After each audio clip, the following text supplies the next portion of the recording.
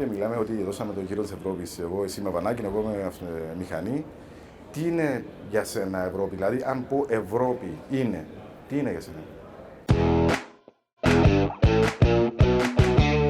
Λοιπόν, Στέγιο μου, αγαπημένε μου φίλε, τι σημαίνει για σένα να είσαι ευρωβουλευτής? Καταρχάς χαίρομαι που είμαστε μαζί και χαίρομαι που είμαστε σε αυτή την περίοδο εδώ. Σημαίνει πολλά για μένα. Σημαίνει προσπάθεια να κάνουμε την Ευρώπη μας καλύτερη για όλους μας και να νιώθουμε ασφάλεια και συνεργασία μεταξύ μας. Και θα ρωτήσω και εγώ για αυτό. Το ίδιο για σένα, τι σημαίνει να είσαι ευρωβουλευτής? Μεγάλη ευθύνη. Όταν έμπαινα σε αυτή τη διαδικασία να ζητήσω εκλογή, αυτό είχα στο μυαλό μου. Δηλαδή ότι προέρχομαι από μία μικρή χώρα που έχει μόνο 6 ευρωβουλευτές. Άρα το να είσαι ένας από τους 6 ευρωβουλευτές της πατρίδας σου είναι πολύ μεγάλη ευθύνη, πολύ μεγάλη τιμή, στην οποία θα πρέπει να ανταποκριθείς. Με σκληρή ιστορία, η Κύπρος, η οποία όντως πρέπει ο καθένας από εσάς πρέπει να σηκώσει μεγάλη ευθύνη στους ώμους της. Μου δίνεις πάσα να σε ρωτήσω, Στέγιο, τι είναι για σένα η Κύπρος? Όταν ακούς Κύπρος, τι είναι στο μυαλό σου? Κύπρος είναι ένα πολύ όμορφο παράδειγμα δημοκρατίας, το οποίο δεν θα πω ότι είναι μικρή, γιατί δεν είναι. Είναι η χώρα η οποία έχει την αλληλεγγύη μας, όχι μόνο των Ελλήνων, αλλά όλων των Ευρωπαίων. Για την Ελλάδα, τι είναι για μένα Ελλάδα? Ελλάδα για μένα είναι φως, πολιτισμός, ασφάλεια, λιμάνι, ταλαιπωρία. Μια χώρα που πέρασε πάρα πολλά και νομίζω ότι θα πρέπει να βρει το δρόμο της επιτέλους να ορθοποδήσει. Τι είναι για σένα, ποιο είναι το όραμά σου για τα επόμενα 5 χρόνια? Να φανώ χρήσιμος, Στέγιο.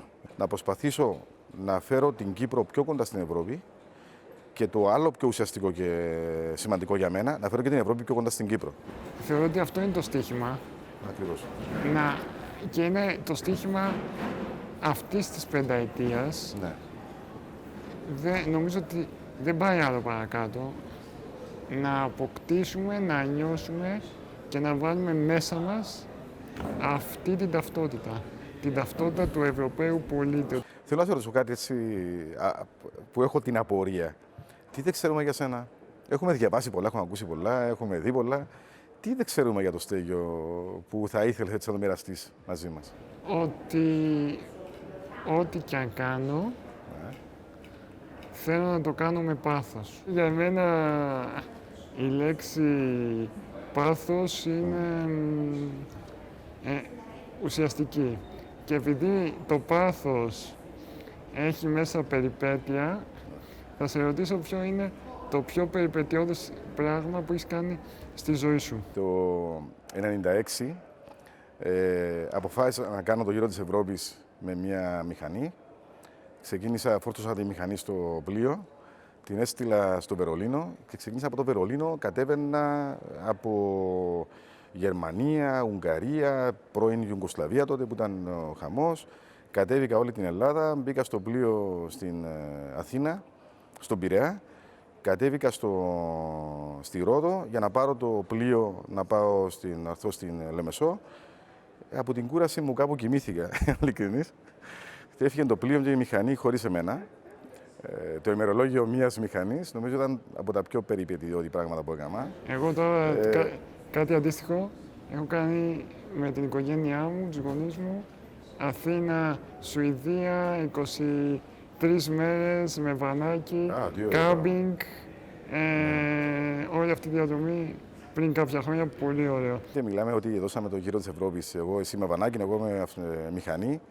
Τι είναι για σένα Ευρώπη, δηλαδή αν πω Ευρώπη είναι, τι είναι για σένα Ευρώπη?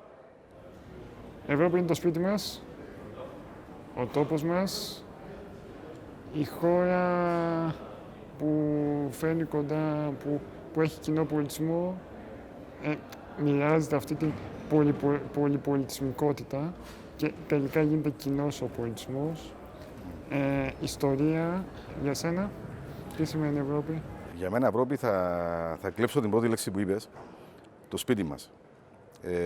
Ένα μεγάλο, πανέμορφο, διαφορετικό σπίτι με πολλές πόρτες, μπαίνεις, βγαίνεις, μιλάς διαφορετικές γλώσσες, δεν συνεννοέσαι. Όχι ανοιχτές πόρτες όμως. Όχι ανοιχτές πόρτες, διότι πρέπει να προφυλάξεις αυτό που έχει μέσα. Ακριβώς.